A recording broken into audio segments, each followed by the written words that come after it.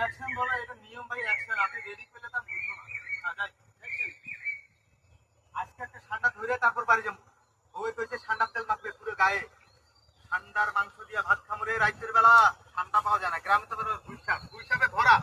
জায়েদ খানের এরকম একটা পাওয়ারফুল সানগ্লাস পরেও যদি আমি একটা ঠান্ডা খুঁজে না পাই এই গ্রামে, আমি কি বুঝতেছি না কি করবো। ঠান্ডা কই বাবা, একটা একটা ধরা দে বাবা, তোর তেল গায়ে মাইখা আমি গার্ডারে হিট করে বাবা আবার বললো বাবা ওই একটা ঘন্টা পাস করে আনলাম বাবা।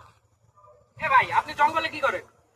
ভাই আমি জঙ্গলে ঠান্ডা খুঁজতেছি ভাই। ও সুরে সুরে বলতে হবে, এখন তো আমার থটস অফ বিল্লালের স্টাইলে কথা না বললে এবং সাথে যদি একটা ব্যাকগ্রাউন্ড মিউজিক না থাকে তাহলে ভাইরাল হয় না ভিডিও, তাহলে একটা সেটাই বলি।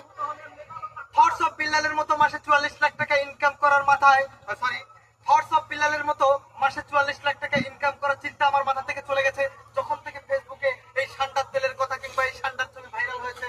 আমিও কামাবো ঠান্ডা ধরে মাসে লক্ষ লক্ষ টাকা, টাকা কারো টাকার টাকা কারো ফাঁকা, আমি হবো থটস শাকিল।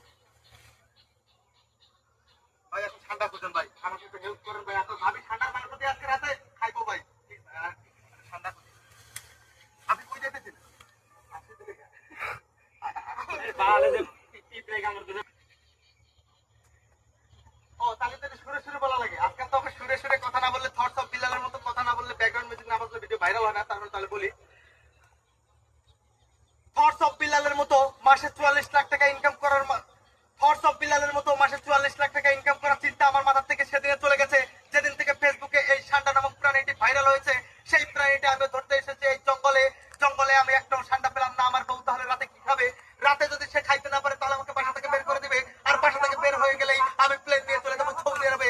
সৌদি আরবের মরুভূমিতে গিয়ে আমি খুঁজবো ঠান্ডা। ঠান্ডা কেন? ঠান্ডারে ঠান্ডা পাই না, শুধু পাই আন্ডা। আন্ডা এখন কোথায়? আমি তো হোকার হয়ে যাচ্ছি ভাইয়া। তুমি আমার সাথে ঠান্ডা খুঁজো, কথা না বাড়িয়ে ঠান্ডা খুঁজো।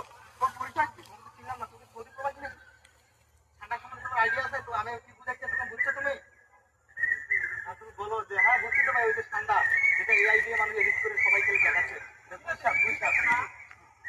তোমাকে তো বুঝতে পারলাম, তোমার কি ঠান্ডা সম্বন্ধে আইডিয়া আছে? হ্যাঁ ভাই আছে আছে, ওই যে বর্তমানে এআই দিয়ে সবাই গুইসাপ, ওই যে গুইসাপ হাতে হ্যাঁ, করে হ্যাঁ, হ্যাঁ। তুমি তো সো চালাক ভাইয়া। তুমি গ্রামে থেকে তো মডার্ন কিভাবে হলো? তুমি কি সৌদি প্রবাসী নাকি? নো ভাইয়া। ও সৌদিতে ছিল না, না? না। আমি তো আবার সৌদিতে ছিলাম, অ্যারাবিক স্যারে কথা বলি না, তারপর তোমার বুঝতে কষ্ট হবে জন্য বলছি না। আমরা একটু ঠান্ডা খুঁজি।